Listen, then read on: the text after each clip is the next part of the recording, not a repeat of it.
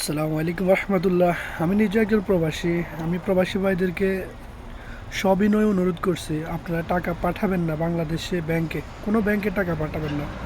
সত্যিকার অর্থে বাংলাদেশ ব্যাংকে কোনো টাকাই নেই। বাংলাদেশের সরকারি বেসরকারি বলেন, প্রত্যেকটা ব্যাংকে কোনো টাকাই নেই।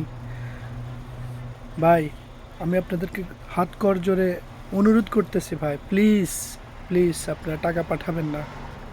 যে টাকা পাঠাবেন এই টাকা তুলতে পারবেন না, সত্যি তুলতে পারবেন না। এটা মাফিয়া সরকার ভাই, বিশ্বাস করেন। মানুষের ভিতরে, মানুষের জন্য তার কোনো মায়া নেই, মমতা নেই, ভালোবাসা নেই। কতগুলো ছাত্র মেরে ফেলছে, সাধারণ মানুষ মেরে ফেলছে, তার জন্য কোনো অনুশোচনা নেই তার।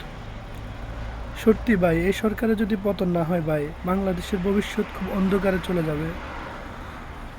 হাজার হাজার বছর আল্লাহ পিছনে পড়ে যাবে, সত্যি বাংলাদেশ অনেক পিছনে পড়ে যাবে। প্লিজ আপনারা কেউ টাকা পাঠাবেন না। ওকে ভাই।